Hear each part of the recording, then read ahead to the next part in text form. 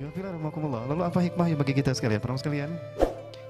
Ya, jadi hijrahnya Rasulullah ke Masjidil Aqsa ini adalah isyarat kalau titik tolak kebangkitan Islam ini dari Masjidil Aqsa.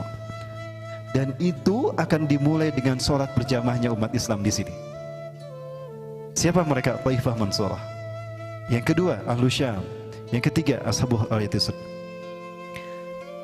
Para pembawa panji hitam ini akan bergerak dari bumi Khurasan.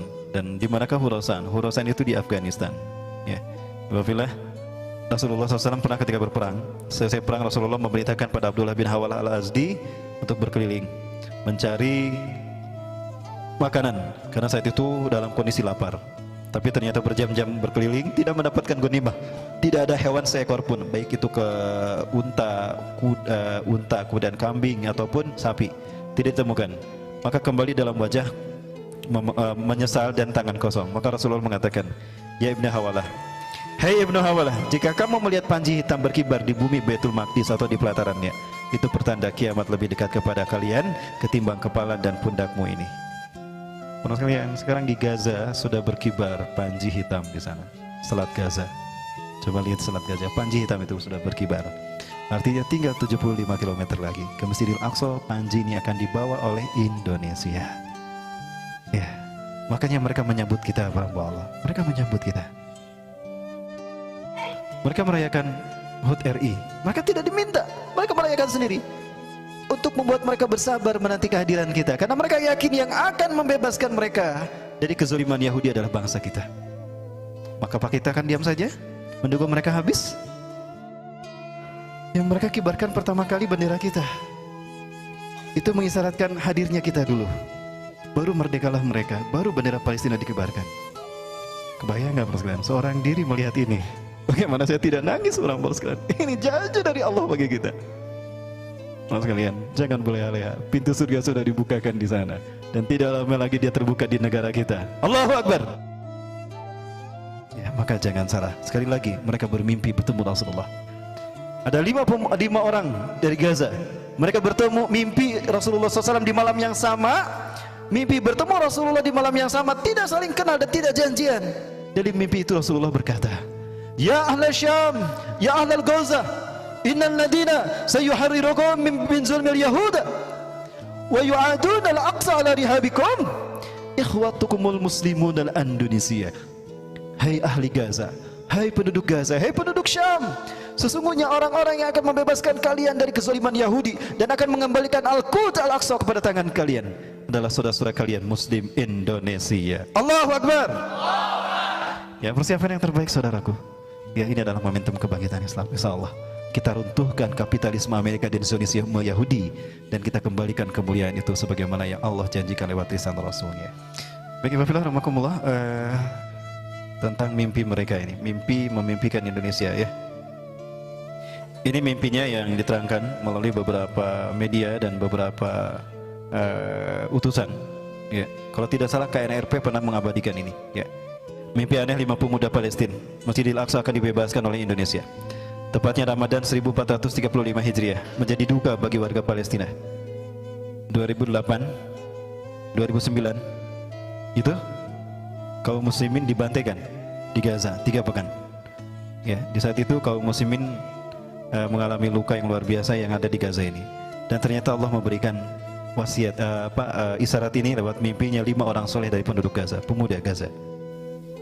Alkisah di awal tahun ini 1435 Hijriah, 5 warga Palestina yang tinggal di sekitar Al-Quds bermimpi. Mimpi mereka mirip, bahkan sama, bahwa Masjidil Aqsa, kiblat pertama umat Islam dunia dan masjid suci ketiga, akan dibebaskan oleh orang-orang yang sebelumnya tidak mereka kenal. Wajah-wajah mujahidin itu agak asing bagi mereka, sebab wajah-wajah itu bukanlah wajah-wajah orang Palestina, bukan pula wajah orang-orang Timur Tengah. Tetapi ada kesamaan, ada aura wudhu yang menandakan bahwa mereka adalah umat Islam, bahwa mereka adalah orang-orang yang beriman. Dari mimpi itu mereka kemudian menjadi tahu bahwa para mujahidin yang ada dalam mimpi itu berasal dari Indonesia, sebuah negara yang berpenduduk muslim terbesar di dunia. Salah seorang di antara mereka merasa heran, sebab ia belum pernah mendengar nama Indonesia dalam kehidupannya yang nyata. Padahal Indonesia adalah negeri dengan muslim terbesar di dunia. Dan dalam mimpi itu mereka lah yang membebaskan Masjidil Aqsa. Dalam mimpi itu tampak muslim Indonesia sangat banyak. Mereka tiba di Palestina dan bertempur melawan Israel. Peperangan demi peperangan dimenangkan oleh muslim Indonesia itu. Mereka tidak dapat dilawan dan tidak dapat dikalahkan. Hingga akhirnya Israel pun takluk di tangan wajah-wajah asing itu. Badal Islamu ghoriba wa sayaudu ghoriba kama bada. Islam datang asing pertama kali dan akan kembali asing kepada Allah. Fatubalil ghuraba, maka berbahagialah bagi orang-orang yang asing. Famanil ghuraba ya Rasulullah? Siapakah al-ghuraba itu Rasulullah? Alladzina yuhayyuna ma amatan nasu min sunnati, ma amatan nasu min sunnati. Orang-orang yang menghidupkan kembali sunnahku yang dimatikan oleh manusia. Sunnah untuk berjamaah salat di Masjidil Aqsa. Itu adalah sunnah yang saat ini ditinggalkan. Maka itu akan dilakukan dan itu akan menunjukkan bendera yang akan berkibar di sana adalah merah putih. Betul? Allahu Akbar. Insyaallah di antara mereka adalah kita. Mereka orang-orang Indonesia itu datang bagai air bah. Mereka memenangkan peperangan demi peperangan dan Israel pun pada akhirnya tunduk kepada mereka. Salah seorang menceritakan mimpinya saat bertemu secara kebetulan dengan orang yang bermimpi sama. Kok mimpi kita sama? Kita tidak saling kenal dan kita tidak berjanji sebelumnya. Kisah mimpi ini telah dimuat di Nabawiyah, salah satu majalah ternama di sana, di Gaza, bersama dakwah pada bulan Februari lalu. Namun kini kembali ramai diperbincangkan dan di-share di media sosial tentang mimpi ini. Sebagian orang tidak percaya dengan mimpi aneh tersebut, dan sebagian lainnya percaya bahwa bisa jadi mimpi itu benar adanya. Sementara lebih banyak lagi orang-orang yang tersentuh dengan kabar mimpi tersebut dan menjadikannya sebagai motivasi untuk terus mempersiapkan diri membela Palestina. Segala mimpi itu benar adanya dan tidak ada orang ketiga yang memang sengaja membuat mimpi itu ada. Jikapun ada, ini menjadi PR bagi umat Islam Indonesia yang memiliki umat Islam terbesar dan terbanyak di dunia. Kata Warlan Nasti mengomentari kabar mimpi tersebut. Ini bukan isapan jempol karena 5 ulama dunia mengatakan hal yang sama. Yang satu Syekh Ali Yaqub Al-Abbasi, Ketua Bid'ah Ulama Palestina, MUI-nya Palestina. Yang kedua, wakil beliau Dr. Syekh Abu Bakar Al-Awawidah ketika berada di Jogokarian mengatakan hal yang sama. Dari sekian banyak negara yang menerima Islam sebagai agamanya, tinggal Indonesia yang belum dipilih Allah untuk memimpin kebangkitan Islam. Tinggal kita. Mesir sudah, Arab sudah, Irak sudah, Yaman sudah, mana lagi yang sudah? Tinggal kita Indonesia yang belum. Ya, kemudian siapa lagi? Hekmatyar. Ketika turun dari podium setelah kemenangannya mempermalukan Israel, mempermalukan Rusia di tanah Hurozan, dia berkata, ya Muslim Indonesia, in lam yakum amnu dinina hada min biladina hada fasaykum min biladikum. Hei Indonesia, jika Islam tidak tegak di negaraku, maka di negaramu lah Islam akan tegak. Kata Hekmatyar. Yang ketiga, yang keempat, Syekh Yusuf Aswaidah, Dr. Yusuf Aswaidah, pakar ahli hadis Imam Besar Masjidil Aqsa, mengatakan hal yang sama, bahwa salah satu arti merah putih yang disebutkan Rasulullah adalah Indonesia.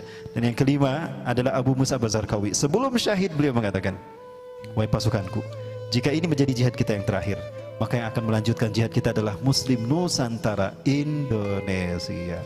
5 orang ini mengatakan hal yang sama. Ini bukan isapan jempol. Saya mendengar langsung 2 di antara mereka. Langsung saya yang bertanya kepada Allah, dan mereka mengatakan hal ini. Apakah kita akan berleha-leha? Tidak. Sekarang sudah ada di pundak kita. Mari kita bersatu padu. Kita kuatkan iman Islam kita, kuatkan simpul ukhuwah kita. Dari masjid-masjid ini kita galang kesatuan, kita rekatkan ukhuwah Islamiyah, dan kita buktikan kekuatan kehambaan kita kepada Allah dengan kembali pada Quran dan Sunnah. Dan di saat itu kita melangkah maju. Kondisi Indonesia sekarang adalah latihan bagi kita untuk uji kelayakan, fit and proper test. Hadirnya PKI, hadirnya Syiah di tanah ini, hadirnya Cina, itu latihan bagi kita untuk menghadapi sang kampion kesesatan Yahudi dan Amerika di bawah kendali pimpinan Dajjal dan Iblis laknatullah alaihim. Yakinilah, tidak ada jihad yang paling hebat melainkan jihad ini, dan tidak ada syuhada yang terbaik kata Rasulullah melainkan syuhada di saat perjuangan itu ada. Dan pastikan ketika panji hitam itu hadir, merah putih berkibar di sana lewat tangan-tangan kita. Allahu Akbar. Ya, kita katakan pada mereka, bersabarlah kalian, tingkatkan kesabaran kalian, tunggulah kehadiran kami untuk kita raih kemenangan itu bersama di atas ridho dan rahmat Allah Subhanahu wa taala. Persiapkan yang terbaik, Ikhwafillah. Ikhwafillah, Apapun yang kita mampu lakukan. Dan tidak ada sedekah yang terbaik yang digunakan untuk menolong mereka yang terzolimi, melainkan sedekah yang kita keluarkan untuk bisa ibadahnya mereka di Masjidil Aqsa. Maka pahala ampunan dosa bagi mereka itu pun yang kita dapatkan. Dan ingat Rasulullah SAW menyatakan